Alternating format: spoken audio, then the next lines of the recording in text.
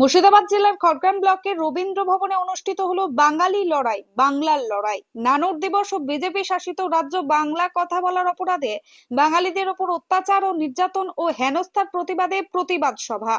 Khargram block Trinamool Congress কমিটির পক্ষ থেকে প্রথমে এই কর্মসূচি শুরু হবার আগে শহীদ বেদিতে মাল্যদান করা হয়। এরপর 11 জন শহীদদের স্মরণের জন্য 1 মিনিট নীরবতা পালন করা হয়। তারপরে বিজেপির অত্যাচারের বিরুদ্ধে বক্তব্য রাখা হয়। এতে উপস্থিত ছিলেন খড়গ্রাম ব্লকের বিধায়ক আশিস মার্জিত, 2 নম্বর ব্লক সভাপতি হুমায়ুন কবির ও শাশ্বত মুখার্জি, সভাপতি মঞ্জু আক্তারা বিবি, তৃণমূল মহিলা সহ সভাপতি নেত্রী ক্যারিমা বিবি, গ্রাম পঞ্চায়েতের প্রধান উপপ্রধানেরা এবং তৃণমূলের শাখা সংগঠনের সদস্যরা, তাছাড়াও সমস্ত কর্মীবৃন্দরা।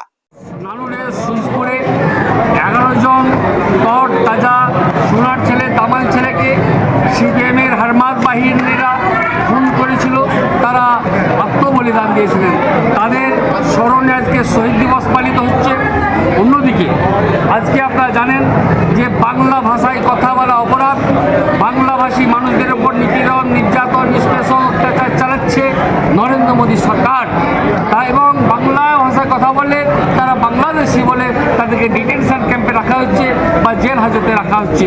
এরই প্রতিবাদে মমতা বন্দ্যোপাধ্যায়, অভিষেক বন্দ্যোপাধ্যায়, সুব্রত বক্সী মহাশয়ের যে ঘোষিত কর্মসূচি, লাগাতার কর্মসূচি, বিভিন্ন শাখা সংগঠন থেকে আরম্ভ করে আমরা যারা গুরুত্বপূর্ণ নেতৃত্ব আছি সবাই উপস্থিত থেকে লাগাতার আমরা আন্দোলন চালিয়ে যাব যতদিন পর্যন্ত বাঙালিদের প্রতি, বাংলা ভাষাভাষী মানুষের প্রতি অত্যাচার বন্ধ হয়।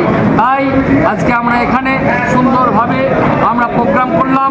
শহীদ যারা ছিলেন তাদের শহীদ বেদিতে মাল্যদান থেকে আরম্ভ করে তাদের আত্মার শান্তির জন্য 1 মিনিট নীরবতা পালন, রাজ্য সঙ্গীত থেকে আরম্ভ করে আমরা সুন্দরভাবে আজকে সকলের সাহায্য সহায়তা নিয়ে সুন্দরভাবে আজকে আমাদের এই যে সভা, এই সভা সুসম্পন্ন।